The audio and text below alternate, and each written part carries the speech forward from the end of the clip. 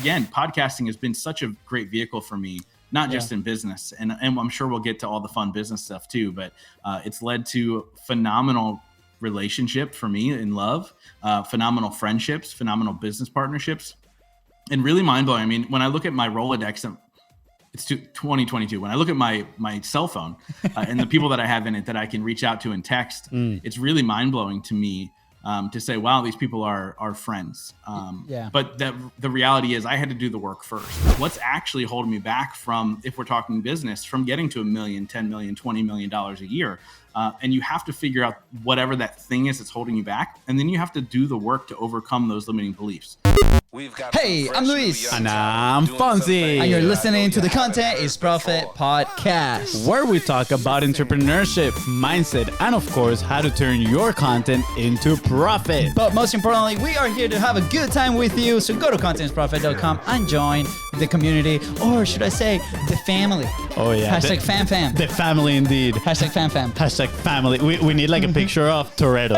Every time that we say family, we just put like the picture of Toretto in here. Yeah. For those that don't know who Toretto is, go watch Fast and Furious, and then you're welcome back in here. I feel like the whole world knows who Toretto is. I hope so, guys. But today we're talking all about how podcasting can help you grow as a person and your business. I love it. This is kind of what we do. Honestly, this is kind of like the headline to our podcasting journey. Pretty much. Yes. Like, if you want to sum up the last 2 years, yes, 100%. And if you are enjoying this show, make sure to follow on your favorite platforms, especially on the podcasting platforms, because every Tuesday, Thursdays, and Saturday, as long as FONZI hits the publish button, we are there for you. So go ahead and follow the show and at BIZBROS Co.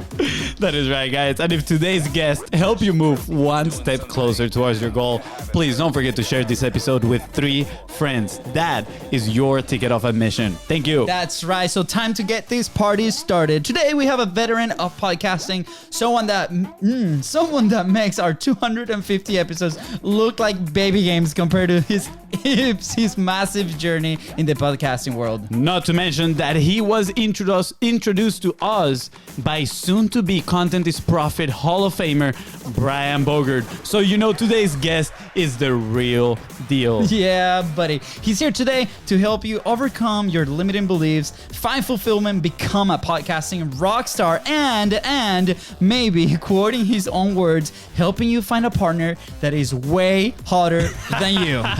Oh, yeah. Please welcome Inc. Magazine top-rated podcast host of the Growth Now Movement podcast, the recently named by us Lord of the Mic himself, Justin Schenck. Woo-hoo. What's up, Fellas, I'm so excited to be here. That was the greatest intro to any show I've ever seen, and this should be the #1 podcast on all platforms across the globe, because that was incredible. So thank you. Appreciate you, Justin. Just so you know, we're going to chop this up right here and we're going to run it as an ad. Just throwing that out there. I love it.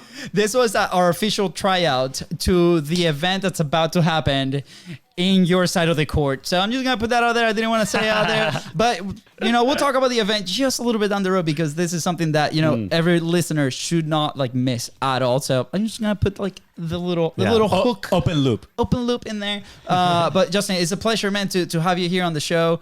For those who don't know you or don't know your show, which you should, by the way, scroll down and click those links. Do you want to share a little bit of your story, how you started this journey with your company and with your show?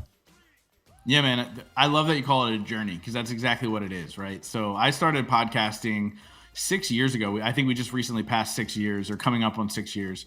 And to kind of tell you the time frame, 6 years doesn't sound like a lot, but when I started podcasting, I would tell people I had a podcast, and their response would be, "What's a podcast?" And how I podcast, I tell people that I have a show, and they go, "You and everybody else," right? The platform of podcasting is blown up. And honestly, I had no idea what I was doing when I started. It was really throwing an idea up against the wall and seeing what stuck and what didn't, like many people do as younger entrepreneurs. And not that I was super young then, I was 30 then. But it truly has been a journey. And the thing was, the original idea behind my podcast was I was going to interview entrepreneurs pick their brains, figure out what it was that made them successful in their business. Because at that point in my life, I had 3 failed businesses, and I was like, clearly I'm doing something wrong. And this is a cool platform to be able to pick people's brains. And what ended up happening actually was 6 months before I launched the show, my mom lost a 20-year battle to opioids. And it completely changed my mindset into life. It completely gave me a different idea of what life was. And I realized up until that point, I was chasing what society says I should chase, right? Which is the money, the cars, the girls, the house, the things that society says, once you get all these things, you're going to find happiness. And that's just not the case. And everything shifted. And I started being really curious about what was it like to find happiness or be happy or find fulfillment in those rock bottom moments when things weren't going right, when the universe decides to knock you on your ass. And the truth is, it really became a journey for me to discover that for myself. And that's kind of how the show took on it became a beast in its own right. I've had people cry on my show that have never cried on shows before. And, I promise you, I won't cry today. And it's just really been a journey to be able to pick the brains of the masters. And the show's been able to grow over the years, and I've built multiple businesses around it. And I've just been really, really grateful for the human connection I've been able to create through the Zoom and through microphones and all the things in between. Dude, I love this. This is also amazing. And it's funny because this morning I was working at the coffee shop that I go every single morning. And this random girl came up and like she confused me with somebody else. It happens. Were you excited? I have a common face. Did you flush? No, I was like, hey, how don't you recognize me? You don't listen to Content is Profit? Nah, I'm kidding. But then we started talking, and the topic that I do a podcast popped up, and she was like, oh wow, that is so cool. What's it about? What's exciting about it?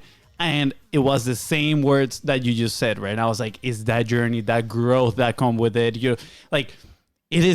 I told her, it is difficult to comprehend right now, but once you start to speaking on a weekly basis to people that achieve incredible things, that are people that you never knew you had the opportunity to connect with, is so rewarding, right? It's like, this is how I told her. I said, have you heard the saying that is, you're the average of the 5 people you hang out with? Well, guess what? Podcasting is like the best way to level up the 5 people you hang out with and make it, in our case, 250 people. In your case, probably around 400 people, right? So how epic is that? How great of an opportunity it is to have access to people that have incredible knowledge, incredible experiences. And as I was driving here to the studio, I started thinking, wow, each and every person that we've interviewed literally is their own world. Like they have their own reality, their own perspectives, their own lessons, their own challenges. How awesome it is that we get to discover all these things on a conversation on a weekly basis, right? Like how awesome that is. So I think you put it in beautiful words, man. And I'm so excited because I really try to like show the passion that we have for podcasting to others. And I feel like sometimes it's overwhelming because they don't fully understand. They're like, wait, what? Is that podcasting does all that stuff? She even asked me, it's like, oh, it's one of those boring business podcasts. I was like, heck no. Go and listen to it. Justin, I have a question, right? Because you mentioned there on your story, right? Like you started this as a way to help yourself first. And then these opportunities kind of like came about, right? And a lot of the conversations that we have with people like the girl that FONZI was talking about, I had a couple of them this morning in the coffee shop. It tends to happen a lot. And they're like, but like, what's the benefit, right? How do you connect it to your business? Like we have a very specific way on how we can connect our show to our business. But I'm very curious, like, did you start the show on top of, for you, with the idea to develop something at some point, or how did that happen?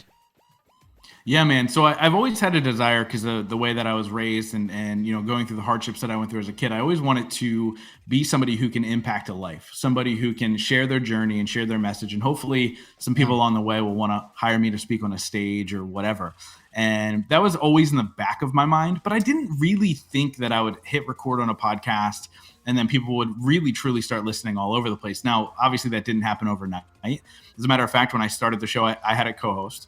But we were on different wavelengths, right? And so the branding and the messaging was aligned to me. And then he was there asking questions that just weren't aligned. Like, you guys are so obviously aligned, and it makes sense. For me to have a co-host, it didn't make sense. And we were about 40 or so episodes in together, and it wasn't growing, right? I had like 40 some odd people listening every single episode. I found out later that about 80% of podcasts do less than 100 downloads, but I didn't know that at the time. And I was really just like, what am I doing? Like, where is all this really going? I was getting a huge amount of, excitement out of it. I was making great connections, and some cool things were happening, but I was like, what am I really doing? And what ended up happening was, right about the time where I was like, should I quit this thing? Somebody reached out to me from Japan, and they said, because of your show, I decided not to take my life. Whoa. And it was in that moment that I was like, I'm going to show up every single week as my best self, or however I am at that moment, and hopefully say something that'll change a life and will, in retrospect, change the world. And obviously since then, and the once the messaging and the branding aligned and all those things, and I asked my co-host to take a step back, I began to grow organically. And then some cool things happened, like Inc. magazine and all these other cool things that helped grow my show. Yeah. But realistically, I had no idea where it would lead. But here's really the secret. Like, as an entrepreneur, especially a young entrepreneur, just show up as your best self every single day. An opportunity is going to present itself. And as long as everything's in alignment with what you believe and your values, then it's going to work out. Now, have there been failed businesses? For sure. Since the beginning of the pandemic, I've had 2 failed businesses, but I've also had 3 successful business launches. And so as we look at that, we go, wow, as long as I can say yes to what's in alignment, I'm at least feeling really good about my actions every single day. So podcasting gives that opportunity, right? Because I'm connecting with these great people who say, hey, come on board, right? A business partner now of mine's Brian Bogert. And he's somebody, I think he pitched himself to my show, as he's the master of this, and really connected with him. And now he's a business partner. Nice. But the opportunities began to present themselves because I showed up and put myself out there. And that's really the part people miss. They're afraid to show up. They're afraid to take a chance. People might judge them. God forbid they fail. And the reality is, I had a co-host when I started my podcast, because if I failed, it wasn't me that was failing. It was us that was failing. So it wouldn't look as bad. And so the key to success in life is showing up. And being true to yourself. And whether there's one person listening or 10,000 people listening, or, now I'm over 2 million downloads and my show gets played in 100 countries every single week, which I'm insanely grateful for. But I'm going to show up even if all those people disappear tomorrow and there's still one person listening, because that's really the goal of life, is to inspire at least one person. Wow, that's amazing. I have a question. I actually have 2 questions. The first one, they're short, don't worry, I'll let you talk in a little bit here. But Justin, that tends to happen. You said 2 million downloads. Is this like total or per month? Oh, total. I'm not that good. I'm not Joe Rogan. That's still so huge, though. That's incredible. That's still absolutely amazing. Like, first of all, is that perspective, right? And we actually started thinking this way when we started putting content out there, because it's like, you always see that number in the corner, right? And at first it's like just one person, maybe 0, maybe your mom and dad are watching at the same time together. They don't understand what you're saying because you're speaking English. Yeah, exactly. It's fine. So, that obviously, it's like, oh man, this is so intimidating. So what we started doing was asking ourselves, well, what if those people were in the room with us, right? Like, what if you had one person sitting in front of you, looking at you, and you were speaking all these things and sharing all these stories with them? That would be pretty intimidating. Like, I would get the sweaty pits, right? So imagine you always get the sweaty pits. Overall of 2 million people. Wow. Like, that is just outstanding. So congrats on that. Now, the second question, which I believe is the question that everybody might be asking themselves right now, is, did you have the confidence to get the super hot girlfriend before or after the podcast? What was it? No, by the way, I remember saying that, but I don't remember where I said it. So you guys have clearly done your homework. Did I say it to you when we spoke, Fonzie? This was one of our superpowers, but we might have to say it. No, I'm kidding. So we sent a form for to every one of our guests, and one of those is like, what is 3 things that you are very proud of, and your third one was that one, and I found it hilarious. So that's why I'm making so many references about it. Just as soon as we saw that, we're like, this is the perfect guest. This is the guy that's gonna get everything, and we're gonna get along with. So this is so good. Dude, I knew I put it somewhere, but the funny thing is, and part of me answering that question was really tough, because I'm not the master of tooting my own horn. Like I'm really humbled by the success that I've had and the accolades that I've gotten and the things that I've been able to build. And so when people are like, what are you most proud of? Or what are the things that like are crazy? It's really hard for me to come up with them, but that's certainly one. Right. And so to answer your question, was I that guy before? No. I ended up connecting with somebody on the podcast, again, utilizing this great platform. Yeah. And I realized I was really, really bad at relationships. Like I was just, setting my relationships on fire left and right, self-sabotaging, doing all the things that people do in relationships when they're not confident in who they are. And I interviewed this person who talked about relationships and spirituality. And I ended up hiring her as a coach. And she said, well, write down who do you want in a woman? Like, who do you want in a partner? And I wrote down the list, and she's like, cool. Now look at that and soak that in. And then ask yourself, are you the person that deserves that woman? Wow. It's a tough question when you really look at yourself. And the answer was a very like loud no. I wasn't that person. And I ended up doing a lot of the work to get to where I am, to now have a very healthy relationship with somebody who's way more attractive than I am. And so that's just the reality. But it was podcasting that led to that. So it's funny that you asked that question. I mean, I put it down as a tongue-in-cheek joke, but it's also very, very true. Yep. And so, again, podcasting has been such a great vehicle for me, not just in business. And I'm sure we'll get to all the fun business stuff too, but it's led to phenomenal relationship for me in love, phenomenal friendships, phenomenal business partnerships, and really mind-blowing. I mean, when I look at my Rolodex, it's 2022. When I look at my cell phone and the people that I have in it that I can reach out to and text, it's really mind-blowing to me to say, wow, these people are friends. But the reality is I had to do the work first. And so if you go early into my relationship, when you go early into my podcast, all those guests were for me. And you would see like clumps of episodes where I interviewed health experts and clumps of interviews where I interviewed relationship experts and then business experts. Yeah. And these are the things that I needed to work on in the moment, because I wasn't the person that I wanted to be. I wasn't the person. Like, it was funny. I started to get all these accolades in podcasting long before I became the person that was deserving of it. And so I got really, really lucky from that standpoint. But at the same time, I was doing the work. And I think when you show up and you do the work, people realize that. Right. And like hard workers recognize hard workers, and authentic people recognize authentic people. And that's really when all these relationships started to form for me. Right. Like, honestly, if we met 5 years ago, we probably wouldn't have connected, because I was lost, man. I was looking for my thing. And so even to this day, and I'm sure you'll ask me at the end of the show, where do people find you? Where can they follow you? And it's a very simple call to action. Go find my podcast, wherever you're listening to this, which is called the Growth Now Movement, and come along on the journey with me, because that's my thing, man. I'm constantly growing. I'm constantly learning. And so, yes, a lot of the conversations still to this day are for me, but I happen to have an audience too now. So I say, hey, what do you want to hear more of? And I give them that as well. I love that, man. And that is the kind of like that testament to the journey, right? Document that journey. You had your own, challenges that you wanted to figure it out, and you probably still do, right? And you use that in part as a driving force. And then as you start connecting with people and you're like, wow, look at all these things that I'm getting, I'm learning.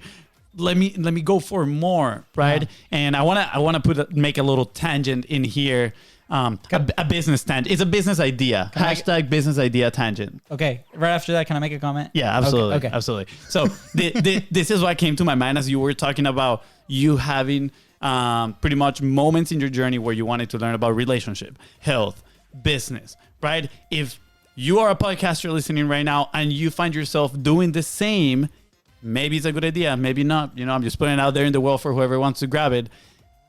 Pretty much package those segments, right? Like the relationship one, the health one, and create like a little series, and then present that as an opt-in for somebody to get to know you, right? So now you can present them to the world like, hey, if you are looking to better your relationships, right, and find a super good looking partner, guess what? I got the perfect 10 episode series for you right here, and you can just check it out and then just give them the link. That was my idea. That was good. Good? I liked it. Let's go. Approve, Justin? Approve? Justin. I think it's great. I wish I met you guys 5 years ago, right? I think that's an absolutely genius idea. But honestly, when you're starting a podcast now, that's what you have to do. You have to get creative on how you're packaging content, how you're showing it to the world. Because look, I started 6 years ago where the self-development space had like 10,000 podcasts, right? There's now like 700,000 podcasts in the self-development space. And so it's a different world now. And so if you're able to package it better and more precise and really niche down and find those people, like you said, in these clumps, you're going to be able to build that out. I think that's an absolutely genius idea for anybody listening. You know, I'm lucky enough that every week it's something different, right? Absolutely. But I think when we're looking at launching a show now or trying to grow a show now, that you have to be smart about it. You have to look at it differently. And you guys have mastered that, obviously.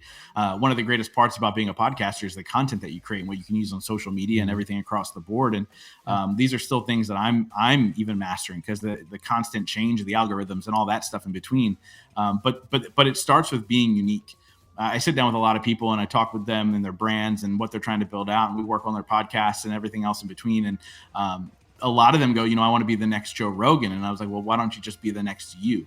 Right. And that's what people are missing. And so it's really about being different and unique. And, you know, to keep tooting your guys' horns, like you guys are crushing that space of being uniquely you guys and packaging it the right way and understanding that. So, yeah, that's a huge point to talk on. Yeah, I think it's worth to highlight, right? A lot of people might find overwhelm in something like that, where it's like, oh man, what am I starting? Like, is this platform, like these guys have been doing it for X amount of years? Like, honestly, like it doesn't matter. Like, start with one episode, do the second one. As soon as you go past that 7 episode threshold, right? Like 95% of those shows, like after 7th episode, that's it, right? It's like, come on, can we pass? If you do it weekly, can we do the 2 months break? After that, that's a massive win, right? And then that's why I think it's so important at first doing it for yourself, like you started, like we started, right? Our first 20 episodes, it was just me and FONZI in this round table with like superheroes in the back, just, you know, talking, you know, marketing, right? And then we're like, crap, we ran out of things to say. What's next? And we started bringing like the people that we have around us, and then it grew and it grew and it grew. And then it made, like, we were able to find that flow. And then these ideas started to come in kind of like I'm assuming probably it happened to you. I want to really highlight something before we move on are you that person that deserves that, right? You put it in a way that it allowed you to create and attract the relationship that you really want. But I think that's an exercise that's worth doing in any any aspect of your life. Absolutely.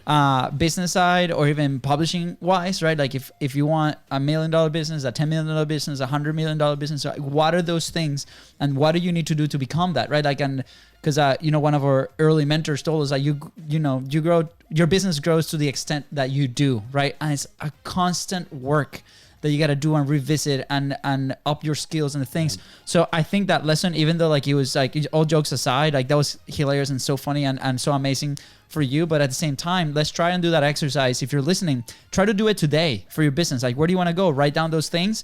And who do you have to become to get there? So thank you for that. Was that golden boulder moment. Yep, absolutely. Yeah. And look, I'll add to that really quick if you don't mind. You know, when I look at all those things and we talk about, are you that person that deserves it? It comes back to limiting beliefs. It comes back to those things that you're telling yourself. And you know, I started doing research in the beginning of COVID about limiting beliefs and where they come from and all the things in between. And I realized they come from 4 main places. One is childhood. It could be very simple as you're walking down the mall with your mother and you're a little kid and your mom runs into a person she went to college or high school with and they go, oh my gosh, and they're excited to see each other. And you hide behind your mom's leg and your mom goes, oh, that's just Justin. He's just shy. It could have been something as simple as that in your life where all of a sudden you go, okay, I'm going to own that. Now I'm a shy person. And you carry that with you forever. It's also those limiting beliefs that we have on ourselves, like that negative self-talk, right? You ask somebody out when you're younger, they said no. And all of a sudden, every single day you start telling yourself you're ugly, you're not deserving of that relationship, whatever. And those things that you start to instill in yourself. The third thing is society. Society says, you know, English isn't your first language. You can't make it in business. Society says you're a minority. You can't make it in business. Society says you're a woman. You can't be the head of the company. Society says you grew up poor and your parent was a drug addict. You can't be successful. And we own those things. People grab onto those things and they go, yeah, I guess that's true because society says. And the fourth thing is the subconscious. There's a lot of things that happen in our lives that we tend to forget about, we bury. And the hardest part of becoming that person you want to become is doing the uncomfortable work to figure out, where did that come from? Why do I believe that about myself? What's actually holding me back from, if we're talking business, from getting to $1 million, $10 million, $20 million a year? And you have to figure out whatever that thing is that's holding you back. And then you have to do the work to overcome those limiting beliefs. Here's the crutch in all of this. they will keep coming up over and over and over again. There's still more limiting beliefs. I talk to billionaires and celebrities and people with millions of followers on social media. Clients of mine are some of the biggest names in the influencer space at times. And they still have limiting beliefs because I get the insider conversations with them. Yeah. And they still have them. But the difference is they do the work. They get uncomfortable with themselves and they figure out, where does this really come from? And then they do the uncomfortable part of breaking through those limiting beliefs and stopping that negative self-talk. Yeah, I think this aligns a lot with the conversation we had with Katie Richardson a few episodes ago, which is, making that committed choice. So it's different to have the awareness of, I know I had these things happen to me when I was growing up, and, that made me X, Y, and Z nowadays. That kind of like explains my behavior. Okay, cool. You're aware, but now you got to do something about it. You got to commit and make the choice of changing, right? And what you said, putting in the work. And it actually reminds me to something we heard from Tony Robbins a while back, right? We used to hear all the time, information is power, right? Knowledge is power. And one day we heard from Tony says, he's like, knowledge is not power. Knowledge is potential power. Now you got to do something about it. You got to take action. So what you're telling me right now is the same thing. It's like, okay, now you discover, you got that awareness. You know that maybe you had this, let's call it traumas, right? Traumas growing up that are affecting your beliefs right now, your behavior right now. Cool. You got potential power to do something about it and actually change your life. Now it takes a committed choice and be honest with yourself, right? And take the right action. I think is very, very powerful. Justin, I think do you have kids? So I have 2 bonus kids. Two bonus kids. Awesome. Okay. How old are they? 11 and 8. Oh, okay. Awesome. So I have a 2-year-old expecting a second one in April. One of my biggest fears, right? Probably and I'm admitting this to the show probably for the first time, is exclusive. Yes, navigating, right, like through life without creating those limiting beliefs on the kid, right? Like it's like, for example, the image that you showed of like the mom standing and the kid behind your leg, right, being shy and whatnot. That literally happened last weekend, right? And I'm replaying as you're telling the story in my head, like, what did I do in that moment, right? And I didn't say anything, but my action was like, I'm just going to move a little bit to see like what he does, right? And then he'll just like go back to my leg again and I'll just move a little bit to the other side and to see. But I've been very aware of that, right? And I think not only with your kids, but also with your teams, right? Like if you, like right now that, over the last 2 years, we've been lucky enough to have a wonderful team that we love. And it's those things like, what do we say to them? Like, how do we encourage for them to challenge us on ideas, for to healthy conversations, all those things inside of a business that are rooted on that. And then I think about like my family and then the people that we're responsible for in the company. And sometimes it might feel like a heavy lift. So what are some of the things that you do to kind of cope with that on a day-to-day basis, whether that's with the family or even with your team? Yeah, I mean, I would say number one, we all make mistakes, right? We all say the wrong thing. We all react instead of be proactive in any given moment. When you're talking about kids, they're going to have some sort of neuroses. There's going to be something wrong with them because of something you've done. That's just the reality. But I think having the open dialogue of like, look, it's okay to go see a therapist when you need to. It's okay to ask for help. It's okay to do all these things. And it's also great to understand that if you feel broken, that's okay too. I think the biggest mistake most people make, whether it's with your team or a kid or a friend, it's kind of telling them that they need to change, that they need to change who they are, instead of saying, look, you're beautiful just the way you are, but clearly you're not happy. So how do we work through those things to get you to the point where you're happy? And what does that mean? But I think the thing is, again, telling people that they're not okay with where they are at the moment, right?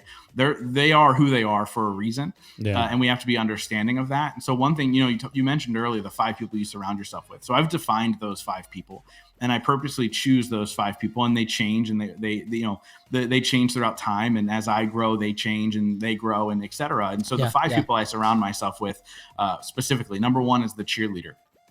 This is the person that literally will make you feel like you can run through a brick wall, right? Like you have an idea of like, I'm going to I'm going to do a live event with 300 people. And their immediate response is, yes, you're the person to do that. As a matter of fact, I see you filling an arena, and they pump you up. That's your cheerleader. The second person is the softie. This is the person, as you're going through hard times, the person you lay your head on their shoulder, the person who lets you cry. Now, I always like to say this person is not an enabler.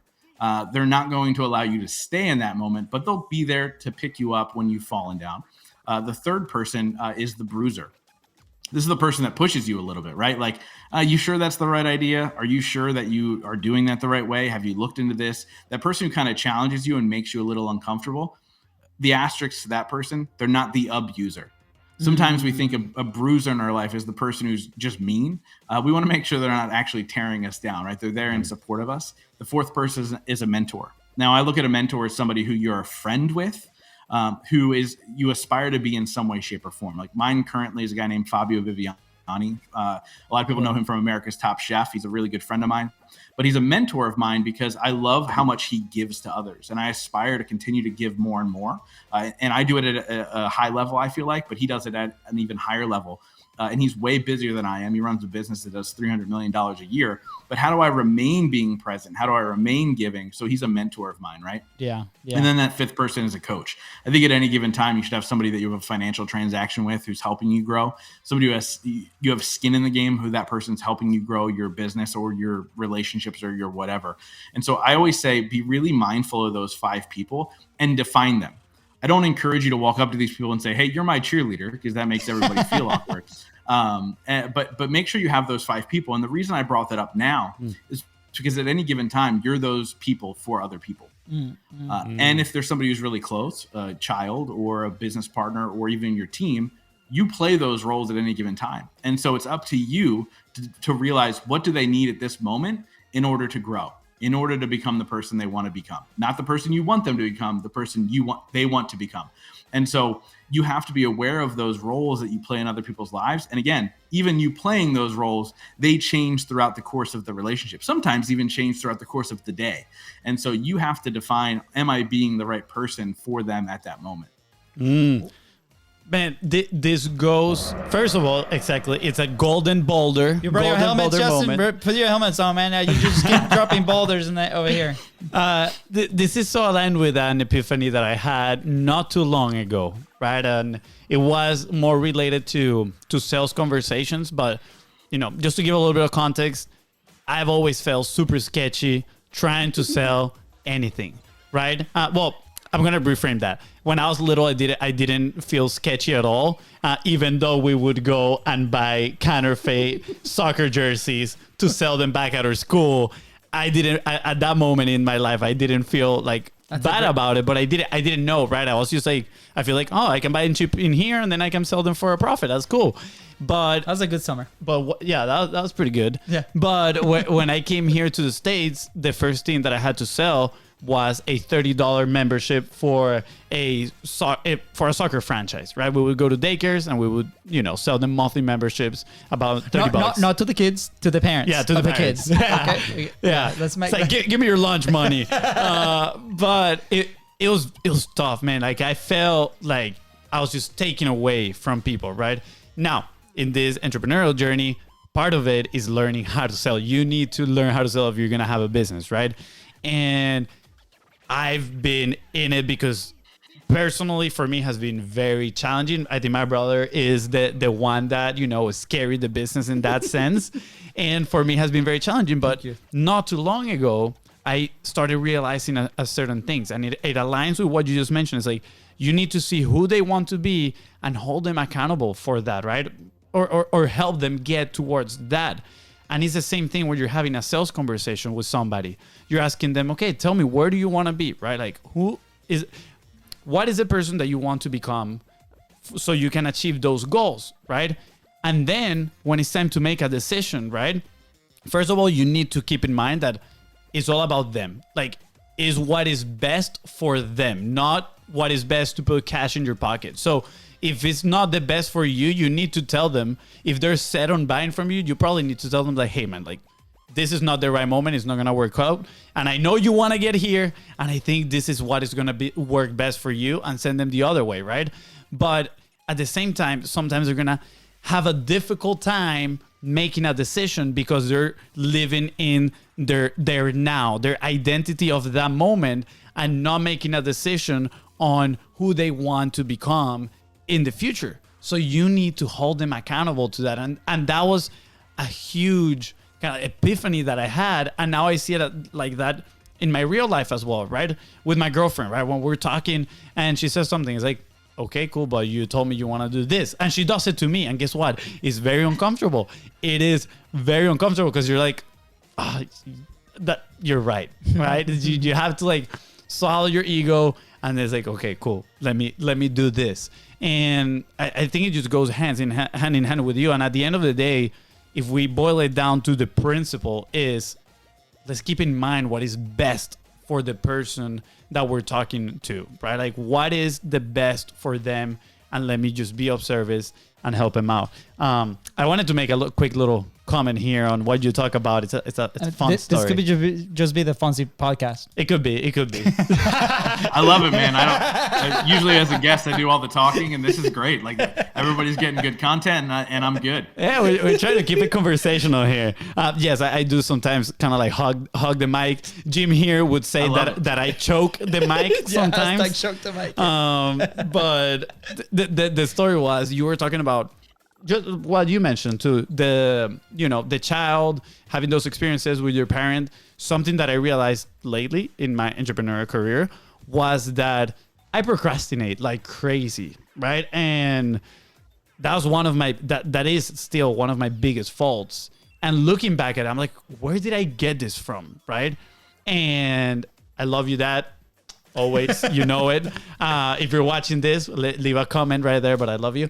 But he used to tell me all the time, it's like, you're so lazy. You're so lazy, right? We play soccer. We would go practice with him. I would miss the pass and he would say, go get it. And I would just walk to the ball instead of running. And he's like, you're lazy. And then he would start throwing me rocks. So I would start running, right? I was like, oh, he's throwing me rocks. And, now I look back at it and I'm like, wow. I was literally told my whole life that I was lazy. So now it's like, okay, now I kind of see where this, behavior comes from. And I'm trying to do obviously something about it, learning how to prioritize and organize myself and all that stuff.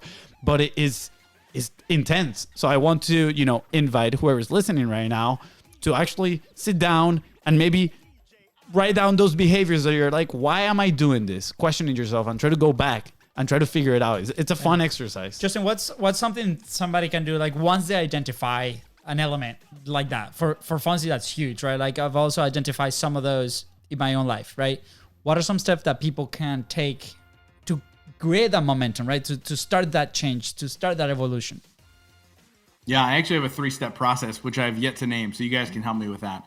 That'll really kind of help you overcome those limiting beliefs. But first, I'll say this to anybody who procrastinates, right? Because I'm a victim of this as well. And I think as an entrepreneur, a lot of times we tend to procrastinate because of how our brains work. A lot of times we're ADD and all the things in between.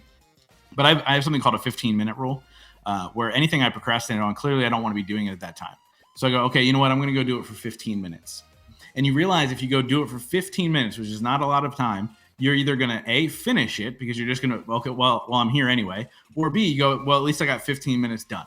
And both are a win, right? And so I do that with like working out, where I'm like, I don't really want to work out right now. So I'll go down in my basement and I'll say, okay, I'm going to work out for 15 minutes. And I end up working out for 25, 30, 40 minutes, depending, because you just get yourself there. So that's a cool little hack as far as procrastination goes, just the 15-minute rule. But as far as any limiting belief, when we're talking about those core things, where does it really come from? I have a 3-step process. It's very, very simple, but it's not easy. So the first step is you have to get uncomfortable. You have to do something to get out of your comfort zone. And I'll give you a real life instance of this in a second.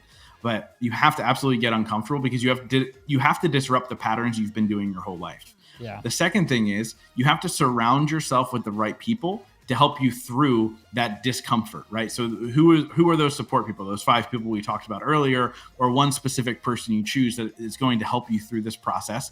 And the third thing is take action, because nothing works unless you do. And so I'll give you an example of this. So my whole entire life, I battled weight, right? Like I'd gain weight, lose weight, gain weight, lose weight. And I'm like, why is it that every time I would start to get fit, I would derail? I'd stop working out. I'd start drinking more beers than I normally do. I'd get the burger instead of the salad. And I'd start to really, really self-destruct, right? I was doing it on my own, but I didn't know why. And I went back in my life once I figured out where these limiting beliefs come from. And I was like, where does this come from? Why am I self-sabotaging? And I realized, so part of my story or my journey, not really my story, I broke both my hips when I was a kid. One when I was 12, one when I was 14. And I remember after the surgery when I was 12 and going through all the things, and I grew up an active kid, played, baseball and was rather good at it and all the things. After the surgery, after 9 months, finally, I was able to walk without assistance, no crutches or a wheelchair or anything. Yeah. And my mom asked the doctor when we were out visiting him, my mom said, what can he do or can't he do in order to, we have a visitor. I love it. Yay! No, okay, we got our. He's like, get me out of here. I don't want to be on camera. Yeah, he's like, I'm done. He recently started to just go explore the house on his own. Bye. I love it. I love it. Back from commercial break. Dude, it's so funny. I was thinking, because the kids are here and we tell them whenever I'm recording, hey, we're recording, and they know to be quiet. But I was thinking, what if they just walked in the middle of one of these things? What would I do? I'd probably be meaner than you. I'd be like, get out of here. But it's all good. He's always happy and fun. And I doubt it, man. I cannot visualize you being that person at all, man. Oh, I'm definitely that person at times. I play bad cop all the time. But so what I was saying was, I was like, okay, I went back to this moment. My mom asked the doctor, what can he and can't he do now that he's walking again? And I remember specifically the doctor looking at me and looking at my mom and going, he can pretty much do anything except he's not an athlete. He won't be an athlete. And so in the back of my head, I've carried with me that I'll never be an athlete. And so every time I would start to get fit, or get past a barrier, I'd self-sabotage because God forbid I'm that person. And so in the beginning of last year, I, like everybody else, gained the COVID 25-30. And I was like, this isn't good. I need to do something and I need to disrupt all this. And so I committed to doing 75 hard. Yes. So I got uncomfortable. I said, I'm going to do this challenge and I'm going to get through it. And so the way I got uncomfortable was I committed to myself to do it. But then I also mentioned it on the podcast. And I was like, hey, I'm doing 75 hard, etc. And so got really uncomfortable and then surrounded myself with the right people. My girlfriend did it with me. So she was there along the way. And I remember day one, we were on our walk because one of the workouts is outside. And so we do about a 3-mile walk still to this day every morning. And, we're out doing this walk and I looked at her, I go, babe, I'm an athlete. And she looked at me and she goes, yeah, you are. Yes. And so that's how you're with the right people, right? And then the third thing was I took action. I went and I completed it and I got in the best shape of my life. Nice. And since then, I can proudly say I've worked out 3 to 6 days a week, if not 7 days a week, every single week since then. And so it's really about breaking through those. Thank you. Yes. It's really about breaking through those things that we've carried with us forever. And so that's the 3-step process that again, the hard part is figuring out where does it come from. But the second thing is getting uncomfortable and really walking through those steps in order to break it. And then continuously reminding yourself that you aren't that person. Oh, this is very powerful. Yeah. I have a name for you. The 3-step process to strengthness. Like awesomeness, but your last name. Mine needs some work. Mine needs some work. We'll work on that one. Yeah, we'll work on that one. Justin, we'll put it on the board. I apologize. I apologize. I wanna relate it to our journey with publishing, right? Podcasting. Because we broke the day that we started podcasting, we broke a 3-year thing of publishing, not publishing consistently, right? And we were working on content at the time as well, which was crazy. We were fulfilling for clients. We were hypocrites. Yes. Pretty much. Yes, pretty much. And it took this meeting with 8 different business owners, right? That we were pitching this service. We were executing for one of them.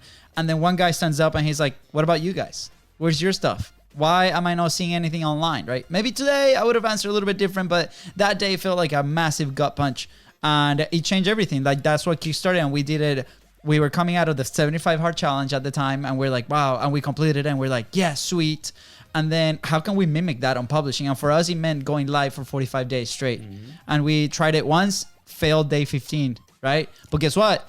We landed a client, right? And then we got busy. I'm doing air quotations. And then, we restarted it because why don't we do the same things that work over and over? So we did it again, and the same thing. We failed day 17. because another client came in and we told ourselves that story, like, oh, we're busy, we can't publish, right? And then COVID hit and a bunch of clients cancel within a week, and I freak out. And that was a day that, FONZI grabbed me, and he's one of those 5 people. I'm not going to tell him who he is, but he's one of those. And we sat down and we're like, this is it. We have to start the show. And like, how can we commit to consistency, right? And that's why this month we're actually celebrating 2 years from the start of the show.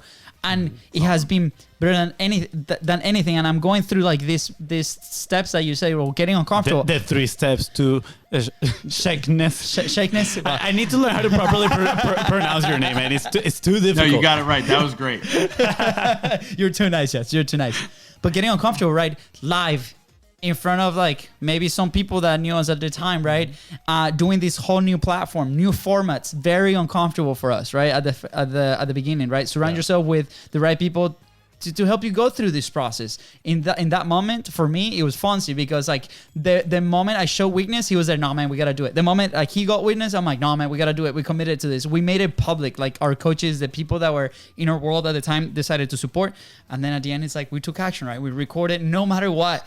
3 times a week. There's been a few exceptions, but like that is the commitment. So like this is a massive value point here that you brought into the show. So thank you. And I want everybody listening right now, like if you are listening, you're going through this, like go through an activity in your day, in your business, in your life, that you can apply this today, because now we're like, where were we? Like why the show was not a thing like, 5 years ago. Maybe we weren't in the right mindset at the time.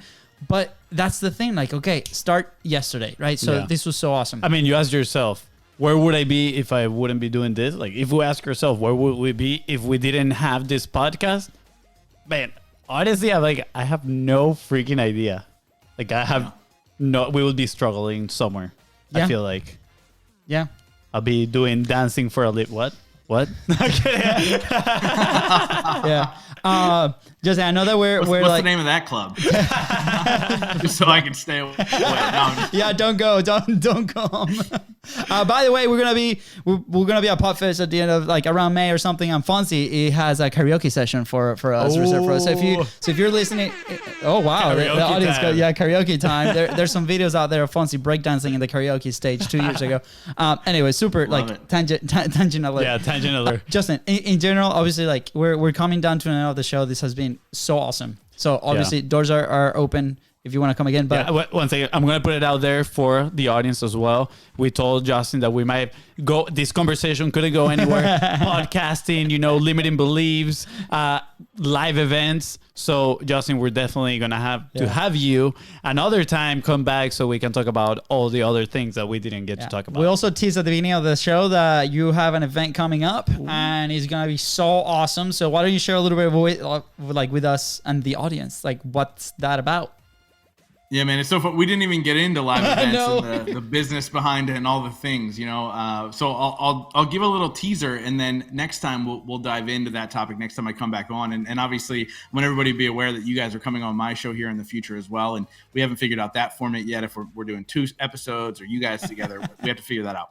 But so essentially, 2019, the show started to take off a little bit, and I said I want to bring people together. I want to find out who are these people listening.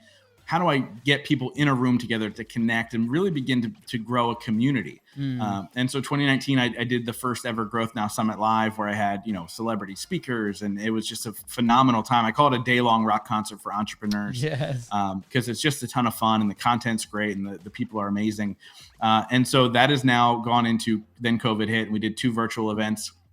But now we're finally coming back together live with an incredible speaker lineup. People like Nick Santanastasso and Chris Van Vliet and Susie Miller, and just absolute rock stars who are going to not only be speaking on the stage, but also be there to connect, build relationships, and help individuals grow in whatever platform they are. We focus on the 4 pillars of life at this event, which is business, relationships, spirituality, and wellness. And day 1 of the event is workshops. So really that nitty gritty stuff, right? We have somebody talking about TEDx talks. We have somebody talking about how to throw a free virtual event that makes you a ton of money. We have somebody talking about building financial wealth. And then Saturday is the rock concert, right? The main stage. We've got live performers coming in from LA. The first night, by the way, is a VIP welcome party, which is a ton of fun. And then Saturday night is a going away party. And then Sunday is a very exclusive invite only mastermind day with the speakers and some select few people that I invite in. And so just an absolutely amazing, life-changing event that is a ton of fun. And an opportunity for people to grow. It's called Growth Now Summit Live. If people are interested in finding out more, it's growthnowsummit.com. It's coming up May 20th to the 22nd. Even though we're in the year, I still say 2022 because I like the synchronicity. Yeah, I can't speak. 2022 to 2022. But yeah, man, like I said, it's truly a life-changing event. The guy who introduces Brian Bogert is a part of a panel during the event. Adam Shively, who's a mutual friend, will be there. And it really is just an incredible time. So if people are interested in hearing more, it's growthnowsummit.com.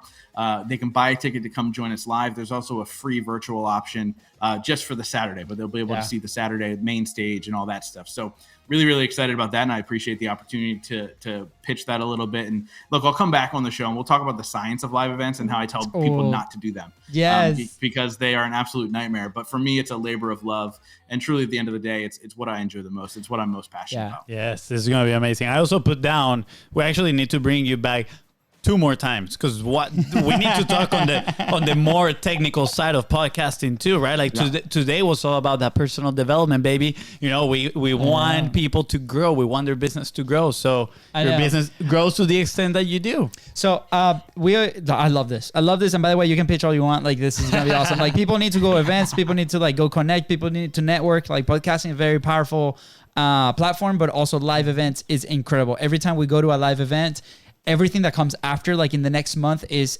amazing. Whether that's connection, partnerships, clients, like a lot, right? And so please, we always come back like super energized and ready to take over the world. It's a great environment and amazing energy. So go to the link if you can go on location, go to the link, and if you cannot go on location, go to the free version. Like it's gonna be amazing. So, okay, as an action point, I have a very specific question because I've been getting this question lately a lot, and I don't know if because of the type of conversations that I've been having either online or offline with the show, but you've had incredible guests on your show, right? And to bring people into our show, it seems, I'm gonna sound so bad saying this, but it's never been an issue, right? And like for some reason, like it's never been an issue, right? Like we've been able to talk to every single person that we wanted to talk to on the show.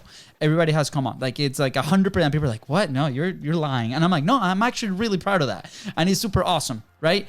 But people tend to have that question or that, I don't know, fear. And for me, I have an answer that I can share after you share yours, so I don't prime it. But how do you get all these amazing people into your show? Is it a mix of elements? Is it just one thing? Like, what is it? Just so you know, the girl that I randomly met at the coffee shop today, that she said I had a common face and she didn't listen to Content is Profit yet, unfortunately. She asked me the same question. She was like, how do you meet all these amazing people? Yeah. So yes to all the places that it comes from, right? Like it comes from a multitude of places, whether it be introductions, referrals, or just cold reaching out. And still the number one way is cold reaching out. I'm really, really picky with who I bring onto my show because I respect my audience at such a high level that I want to make sure that I'm bringing on the right people, and I want to make sure they have hearts of gold and they're there to give instead of take. And so I get pitched dude, yesterday was the most annoying day. I probably got 40 emails yesterday with people pitching to be on my show. Like it's absurd how many times I get pitched. And I'm not saying that to impress anybody, but really to impress upon the fact that like, if you're passionate about what you're doing, people will find out and they'll try and be a part of it. Yeah. Now I've been pitched by some amazing people that I've accepted, like Sean T or Drama from Robin Big. Like those people pitch me. And so that's kind of mind blowing. But I specifically, when I reach out to people, I reach out to them on social media. I tend to reach out to them on social media. So here's a little tip. I reach out to them on social media where they're followed the least. Just because that means there's less noise in their inbox. And I found out just through multiple conversations with people with millions of followers, their inbox isn't flooded with quality very often. And so if you can break through the noise, and you do that by a multitude of ways, you guys break through the noise because you do the one thing right that I tell everybody to do right. Brand yourself properly. Show yourself to be professional. Like if you're not branded properly, they're not going to pay you any mind. If you look like you have a $5 logo from Fiverr for your podcast, they're going to treat you like you have a $5 logo from Fiverr. And so make sure you're branding yourself properly and you're approaching them properly. And what I do is I actually send a very specific message to every single person, which people can find the exact message. I've given it out for free. They can go to purposedrivenpodcaster.com/invite. And they can download exact verbatim, word for word, what I send to every single person in their inbox, whether it be email or Instagram or LinkedIn or whatever. But here's really the important line that I say. I say, I would be honored if you take a couple minutes out of your day to help inspire my audience. And what that does is it takes me out of the equation. It's not about me. It even takes them out of the equation. It's not about them. It's about my audience. It's about inspiring the world and making a difference. And so when I do that, they tend to reply. And I've gotten some phenomenal people that reply very, very quickly that I respect at a high level. And they say, yeah, I would love to. And some of them say, hey, email this person, they'll get it scheduled, or they'll say, when do you want to do it, or whatever. And I don't know if I've ever gotten a no. I've certainly been ghosted, like people just don't reply or whatever. But I would say the acceptance ratio is very, very huge. And this is long before any of my accolades, by the way. I've always had big name guests on my show, even from the beginning. But the part that I want to point out is you just have to ask. So many people go, how do you get these big name people in your show? And I go, well, I ask them. And I go, do you ask them? And they go, well, no. And I was like, well, they're not going to just knock on your door and say, can I come on your podcast that does 40 downloads an episode?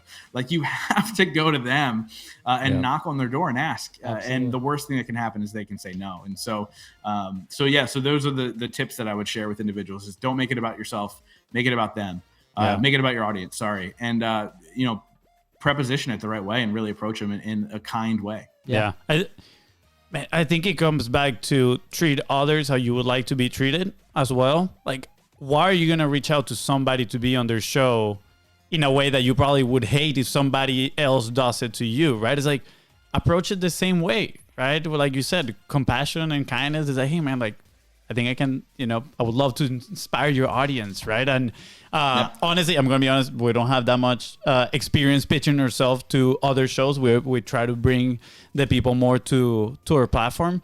But that might change very quickly. Yeah, but we approach it with that sense as well. It's like, what's in it for them as well? Like, what do they have to win by coming to the platform? And at the end of the day, they are doing us a favor by showing up here and, sharing their message. So that being said, thank you so much, Justin. Powerful. Justin, last let me add to that too, man. And I know we're past the end of the show, but I love this conversation, so we're going to keep going. Sounds good. But you mentioned, you don't have a ton of reach out to podcasters to get on their shows. I've been on over 100 podcasts. It's probably about 120 now or 125 as a guest. And I've never pitched myself once. And so what I say to podcasters is you have the greatest tool to get on any podcast you want. And that's your podcast. And so reach out to people you admire and maybe they have a podcast and build that relationship. And what's going to happen is you're going to have a great conversation with them. You're going to build rapport. And then they're going to say, hey, we would love it if you would come on my podcast as well. And that's actually why we're here. And you guys have yet to be on my podcast, but Fonzie, you and I got introduced by Brian Bogert. And I think I said, I'd love to have you on your show. And you said, I'd love to have you on my show. And that's just how it works. Like, it wasn't about me being like, hey, let me get on your podcast, guys. It just doesn't work that way. And so it's really about being kind, giving as much as you possibly can. Like, people ask all the time, how are you friends with Ed Milet? And how are you friends with Gabby Bernstein and all these incredible people? And the reality is that I don't ever ask them for a dang thing. And I ask them what I can do for them over and over and over again. And I come from a very, very genuine place. And it's really about giving unconditionally. And then those relationships fall into place. And as you grow and the accolades happen, people will start to reach out and say, hey, can you be on my podcast? Like, I'm on a website called Podmatch because my buddy owns it. Alex, let's go. No, Alex is great. Alex is great. And so I'm on there. And actually the other day I went on for the first time in a while and I opened up and there were 10 invites to podcasts just because my profile's on there. Right. So, there's ways to just get on shows without having to pitch yourself, because I get so annoyed by people who pitch me. I refuse to pitch anybody. For me, it's about building strong relationships and just seeing where that leads. Yeah. Fun fact. I'm actually in the same soccer team with Alex, playing in the weekends. I love it. Alex is such a good guy, man. Yeah. I spoke at their first virtual event they just did. I was one of the speakers. It was great. That's amazing. He's amazing. And his journey has been awesome as well with like his transition and the platform that he's created. So, you know, huge shout out. If everybody's into podcasting, you got to go check it out. Podmatch. It's an incredible resource, especially for what we're talking about today, which seems to be one of the hardest like hurdles from people starting their own platform. So, Justin, so awesome. Thank you so much for that. I have one last question for you for the show. It's where will you be if you never started publishing? I would still be that lost, broken man trying to figure out how to be an entrepreneur so I can impress other people. I wouldn't be the person I am today on any level. And it's funny, I'm actually kind of getting a little emotional. I'm not a crier, but I'm getting to the emotional level for me in which I've reached because if I didn't buy a $60 microphone 6 years ago, I wouldn't be an entrepreneur. I wouldn't have grown into the person where I'm proud of who I am. And that has nothing to do with my business success. I mean, if I never hit record, my life I would be miserable. And I would ultimately hate myself in so many levels. And so I talk about podcasting all the time still. It's part of my business, but because it's such a powerful medium, to say yes to yourself, to hit record, to make amazing connections, to hopefully inspire one or two people along the way. That is really my passion. And I would be a lost soul if I didn't hit record 6 years ago, man. So thank you for asking that question. Thank you. Hey, we love listening to these answers. It's just fire, right? Motivation. For those that are listening, it puts things into perspective. So thank you so much for being vulnerable. I know you said at some point in the episode that you weren't going to cry, but let me tell you. You were close. You were close. We almost got you. It is a safe space. So if you want to cry, it's okay. Oh, we've cried many times over here. Hot messes. All right. Dude, where can people find you? Where can people connect? Obviously, we said multiple links along the episode. They're going to be all right below. You got to do a scroll down and click on all of them, especially the event if you're listening to this interview as we released it. So where else can people learn more about you and what you guys do? Yeah, man. As I said earlier, wherever they're listening to this podcast, they can go search for the Growth Now movement. And if they like what they have to hear, click subscribe and come on the journey with me. But more importantly, if they're into growing and making amazing connections, come to the live event and come give me a hug and hang out with me for a couple days. That's really what this is all about. It's about community and bringing people together and lifting each other up. So those would be the two best places.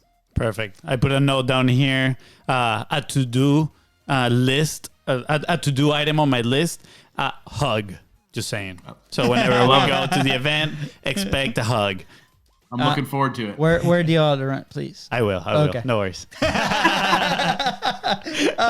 Oh man! Again, this was so amazing. Thank you so much for this conversation, FONZI. You killed it, man. You didn't choke the mic today. You did a good job. Awesome. I know. I was surprised that Jim here didn't make a comment on me choking the mic. Oh, he today. did. There's a hashtag in there, and he did say that we need some shirts. Hashtag choke the mic. I know. We need a bunch of t-shirts. You need that t-shirt, actually. People would buy that. Yes, there's a bunch of gear that there's on the page, the Notion page somewhere. I actually had a new idea when I read that. I just didn't share it.